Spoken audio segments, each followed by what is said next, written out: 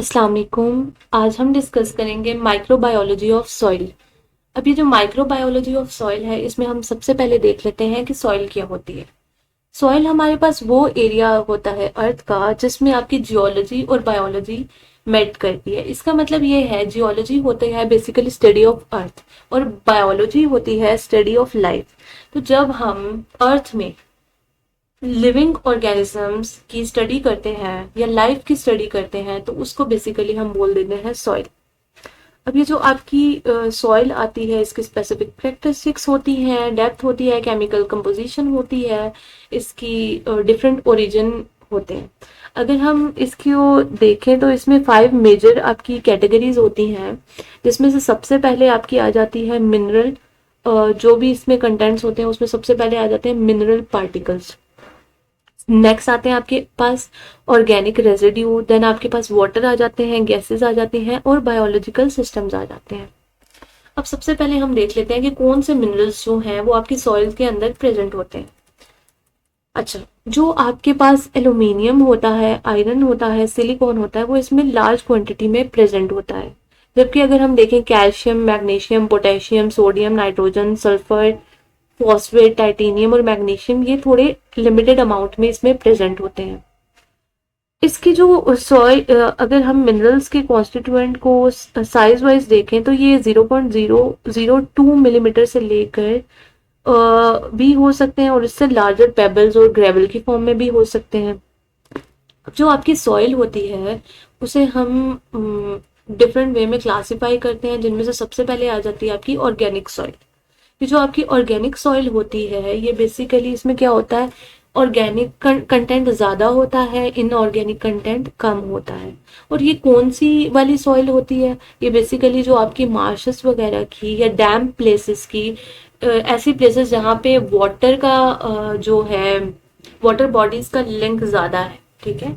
तो ऐसी प्लेसेस को हम मार्शेस बेसिकली बोलते हैं। और उस वो वाली जो सॉइल होती है ज़्यादा ऑर्गेनिक नेचर की होती है। दूसरी जो आपकी आ जाती है वो आपकी इनऑर्गेनिक सॉइल आती है, जिसमें आपके पास इनऑर्गेनिक कंटेंट ज़्यादा होता है। देन आपके आ जाता है वाटर। अब जो अमाउंट ऑफ वाटर है वो डिपेंड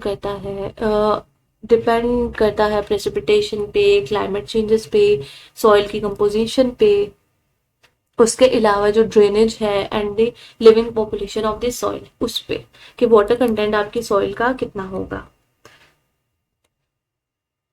अब जो वाटर आपकी सॉइल के अंदर प्रेजेंट होता है वो उसके दरमियान में जो स्पेसेस होती हैं बेसिकली उसके अंदर प्रेजेंट होता है, उसकी सरफेस से एब्जॉर्ब होता है। और जो आपके वेरियस जो ऑर्गेनिक एंड इनऑर्गेनिक कंपोनेंट्स हैं उसके साथ भी डिसॉल्व फॉर्म में आपका वाटर प्रेजेंट होता है। और बेसिकली बहुत सारे न्यूट्रिएंट्स जो होती हैं आपके वाटर में डिसॉल्व होती हैं और वो आपकी सॉइल के लिए सोर्स प्रोवाइड करी होती हैं न्यूट्रिशन का। देन आपकी आ जाती हैं गैसेस।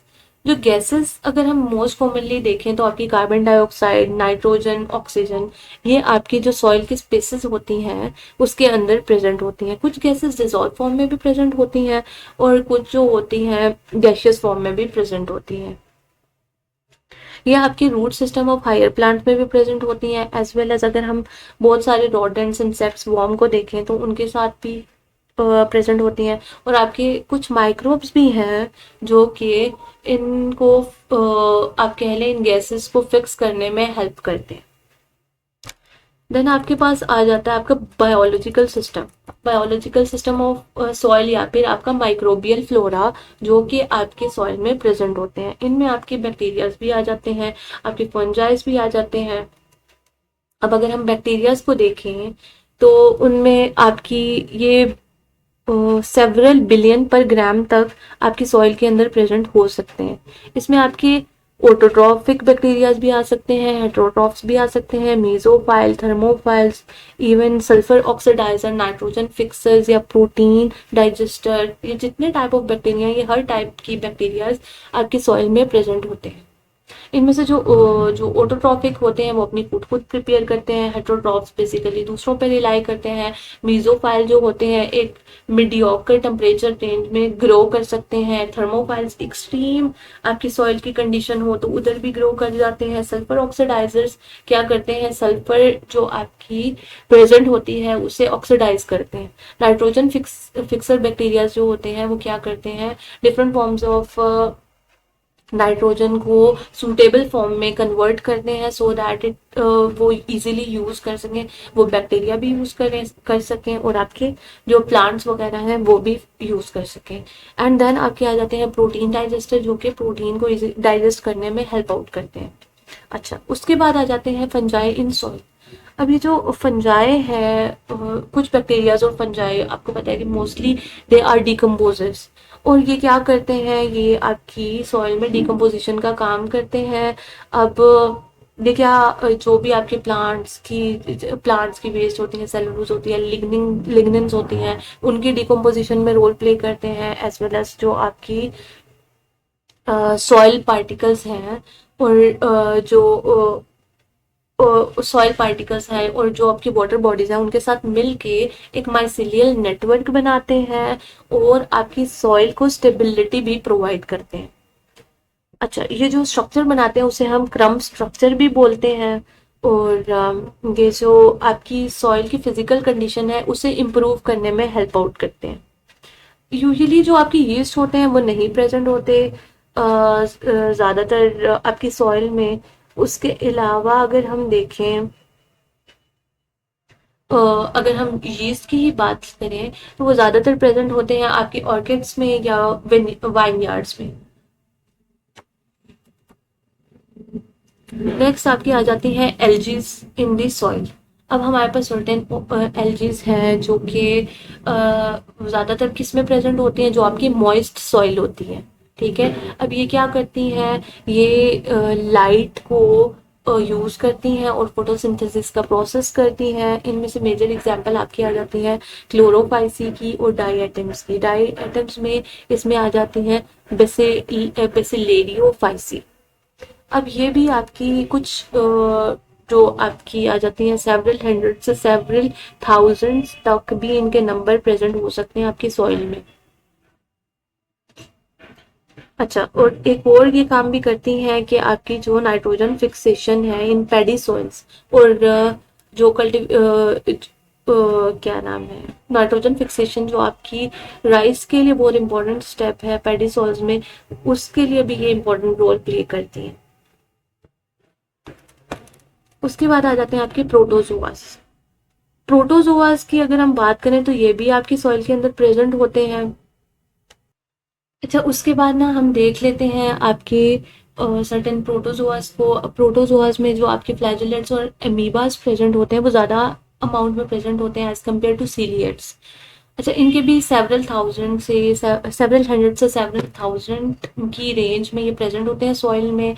अब ये क्या करते हैं, ये जो डिकेइंग डेड ऑर्गेनिक वेस्ट हैं उन पे रिलाई करते हैं और ये लिविंग बैक्टीरियाज को भी as a food source use करते हैं। लेकिन ये एवरी टाइप ऑफ बैक्टीरिया को इंजेस्ट नहीं करते, बल्कि ये एक इक्विलिब्रियम एस्टैब्लिश करते हैं बैक्टीरियल फ्लोरा का और सॉइल का। अच्छा, उसके बाद ना आपका यहाँ पे लिखा हुआ है रोल ऑफ सॉइल बैक्टीरियाज। अब उनका रोल क्या है, उनका जो मेन इंपॉर्टेंट रोल है वो ये है कि जो आपके की एलिमेंट्स हैं, कार्बन है, न्यूट्रिएंट्स हैं, डेड प्लांट्स हैं, एनिमल्स हैं, उन सब के बीच में एक कह लें कि एक इक्विलिब्रियम सा इस्टेब्लिश करते हैं और इनकी प्रोसेसिंग करते हैं सो दैट आपकी जो वेस्ट है उनको रिमूव कर सकें, डिग्रेड कर सकें और इन्वायरमेंट में स्टेबिलिटी रख सकें। ठीक है, तो बेसिकली बहुत सारी हेजर्डियस वेस्ट जो ह्यूमन एक्टिविटीज़ की वजह से एग्जिस्ट करती हैं उनकी भी बेसिकली डिग्रेडेशन के लिए यही माइक्रोब्स रिस्पॉन्सिबल होते हैं। अच्छा, अब ये कुछ साइकिल्स परफॉर्म करते हैं या कुछ आप कह लें कि कुछ जो आपके मेन कंपाउंड्स हैं जैसे कि कार्बन है, डाइऑक्साइड है, आपके नाइट्रोजन है, आपका सल्फर है, उनका इन्वायरमेंट में क्या करते हैं, उनकी मेंटेन करते हैं उनके सर्टेन लेवल्स को। ठीक है, तो वो अब हम साइकिल्स देख लेते हैं कि कौन कौन से साइकिल्स में कौन कौन से आपके माइक्रोब्स यूज होते हैं। सबसे पहले आपकी आ जाती है कार्बन साइकिल। अब कार्बन साइकिल में आपका बेसिक जो है कार्बन डाइऑक्साइड और कार्बन मोनोऑक्साइड प्रोड्यूस होते हैं, और ये बहुत सारी एनिमल्स भी प्रोड्यूस करते हैं। प्लांट्स के प्लांट रेजिड्यू के रिजल्ट में भी प्रोडक्शन होती है इनकी, एज वेल एज अगर हम देखें ह्यूमन एक्टिविटीज या फ्यूल बर्निंग या फिर आपकी जो इंडस्ट्रियल वेस्ट है उसका भी ये बाय प्रोडक्ट है। ठीक है, अब इन सब ये सब क्या ये कार्बन डाइऑक्साइड एटमॉस्फेयर में रिलीज करती हैं। अब जो आपका फोटोसिंथेसिस का प्रोसेस होता है उसके थ्रू आपकी इन्वायरमेंट से इस कार्बन डाइऑक्साइड को रिमूव किया जाता है और आपकी ऑक्सीजन को इन्वायरमेंट में ट्रांसफर किया जाता है। अब कुछ ऐसी बैक्टीरियाज होती हैं जो certain amount of carbon dioxide को क्या करती हैं as a source of carbon fix करती हैं, और उसे जितना उसका रिक्वायरमेंट होती है सॉइल में उसको फिक्स करने में हेल्प आउट करती हैं। ठीक है, जो कि कंट्रीब्यूट करता है सॉइल एग्रीगेशन में। ठीक है, और साथ में ह्यूमस की फॉर्मेशन में। तो ये इन दिस वे ये जो माइक्रोब्स हैं रोल प्ले करते हैं इन कार्बन साइकिल। देन आपका आ जाता है नाइट्रोजन साइकिल। नाइट्रोजन साइकिल में बेसिकली आपकी नाइट्रोजन को यूज किया जाता है, फिक्स किया जाता है with the help of certain bacteria, जो कि बाद में आपकी सॉइल का पार्ट बन जाता है, और वही सॉइल आपकी बेसिकली प्लांट्स और एनिमल्स यूज करते हैं। अब इसमें आप देख लेंगे आपके पास ये जो नाइट्रोजन है वो as a result of human waste भी ये ह्यूमन एक्टिविटी भी प्रोड्यूस होती है, एज वेल एज आपकी अमोनिया। अगर आप देख लें, ammonia is the source for nitrogen. अब अप्रोक्सीमेटली 80% जो आपकी नाइट्रोजन गैस है वो आपकी किस में प्रेजेंट होती है, आपके एटमॉस्फेयर में प्रेजेंट होती है। अब जो नाइट्रोजन फिक्सिंग बैक्टीरियाज होते हैं बेसिकली वो क्या करते हैं, इसे फिक्स करते हैं। सबसे पहले ये अमोनिया में कन्वर्ट किया जाता है, अमोनिया की फॉर्म में ये आ जाता है किस में, आपकी सॉइल का पार्ट बन जाता है। अमोनिया से फिर आपकी नाइट्राइट्स बनाए जाते हैं। नाइट्राइट्स की प्रोडक्शन के लिए अलग टाइप ऑफ बैक्टीरिया रिस्पॉन्सिबल होते हैं। इन्हीं नाइट्राइट्स को फिर आपके किस में कन्वर्ट कर दिया जाता है, नाइट्रेट्स में कन्वर्ट कर दिया जाता है। और ये भी आपकी कौन करते हैं, ये भी आपके नाइट्रोजन फिक्सिंग बैक्टीरिया करते हैं। अब यही जो नाइट्रेट्स होते हैं ये प्लांट्स यूज करते हैं एज अ सोर्स ऑफ आप कह लें as a source of nitrogen, जो कि फिर वो डिफरेंट प्रोसेसेस में यूज करते हैं। उसके अलावा जो है कुछ अमाउंट जो होती है गैशियस फॉर्म में रिलीज कर दी जाती है इन दी सॉइल, और सॉइल के थ्रू फिर वो वापस एटमॉस्फेयर का पार्ट बन जाती है। अच्छा, अब इसमें जो आपके बैक्टीरियाज इस साइकिल में यूज होते हैं उसमें आपकी क्लोस्ट्रिडियम की स्पीशीज आ जाती हैं, आपके एनारोबिक बेसिलाइज आ जाते हैं, आपके एजोबैक्टर्स आ जाते हैं। एजो का वर्ड ही बेसिकली निकला है एजोट से, जिसका मतलब होता है नाइट्रोजन। ठीक है, तो कुछ राइजोबियम की स्पीशीज हैं वो भी आपकी क्या किसके लिए रिस्पॉन्सिबल होती हैं, आपकी नाइट्रोजन फिक्सेशन के लिए रिस्पॉन्सिबल होती हैं। एज वेल एज कुछ आपके रॉड्स हैं, कुछ बेसिलाइज हैं जो कि आपके इसमें रोल प्ले कर रहे हैं नाइट्रोजन साइकिल में। अच्छा, उसके बाद जो यहाँ पर आपको एक ये डायग्राम शो हो रही है, इसमें आपको बताया हुआ है कि जो फिशेस हैं उनके भी रिजल्ट से कार्बन डाइऑक्साइड और अमोनिया वगैरह रिलीज होता है, जो कुछ प्लांट्स भी यूज करते हैं। एज वेल एज आपके पास नाइट्रोसोमोनास बैक्टीरियाज हैं जो कि उन्हें नाइट्राइट्स में कन्वर्ट करते हैं। उसके बाद नाइट्रोबैक्टर बैक्टीरियाज होते हैं जो कि उन्हें नाइट्रेट्स में कन्वर्ट कर देते हैं। और ये जो नाइट्रेट्स होते हैं ये किसके थ्रू रिमूव किए जाते हैं, रिमूव करते हैं प्लांट्स को और वाटर बॉडी से ये फिर रिमूव कर दिए जाते हैं। देन आपकी आ जाती है सल्फर साइकिल। सल्फर साइकिल में आपकी आ जाती है कि ये भी नाइट्रोजन साइकिल से मिलती जुलती है। इसमें भी आपकी क्या है एक ऑक्सीडेशन स्टेट आ जाती है और एक रिडक्शन स्टेट आ जाती है। एक में आपके होता है हाइड्रोजन सल्फाइड और दूसरा आपका होता है सल्फर डाइऑक्साइड। ठीक है, और अब ये जो सल्फर ऑक्साइड है ये इंडस्ट्रियल वेस्ट के थ्रू आपकी एटमॉस्फेयर का या एयर का पार्ट बनता है। फिर ये एसिड रेन के थ्रू आपकी किधर वाटर बॉडीज में या आपकी सॉइल में पेनिट्रेट कर जाता है। वहां पर इसकी बेसिकली क्या हो जाती है, वहां पर इसकी रिडक्शन की जाती है और इसे हाइड्रोजन सल्फाइड में कन्वर्ट कर दिया जाता है। अब कुछ आपके कुछ और बैक्टीरियाज भी हैं, या आपकी जो डेड ऑर्गेनिक वेस्ट होती हैं उसके रिजल्ट में भी आपके पास उससे भी बेसिकली सल्फर को उससे भी कन्वर्ट कर दिया जाता है किसमें, हाइड्रोजन सल्फाइड में। और फिर हाइड्रोजन सल्फाइड को ये आप कह दें कि सल्फर ऑक्साइड में, या ये जो सल्फाइड आयन होता है उसमें कन्वर्ट किया जाता है, और इसी तरह ये साइकिल रिपीट होती रहती है। और इसमें बहुत सारे आपके माइक्रोब्स इन्वॉल्व होते हैं। ये आपकी सारी जो थी वो थी डिस्कशन अबाउट आपके डिफरेंट माइक्रोब आपके डिफरेंट इन्वायरमेंटल सिस्टम्स के बारे में, जिसमें आपके वाटर बॉडीज को हमने डिस्कस किया, आपकी एयर को डिस्कस किया, आपकी सॉइल को डिस्कस किया, और उनमें हमने डिफरेंट जो माइक्रोब्स प्रेजेंट थे उनको डिस्कस किया। नेक्स्ट जो है अब आपके टॉपिक जो हम डिस्कस करेंगे वो होगा आपका स्टेरिलाइजेशन का।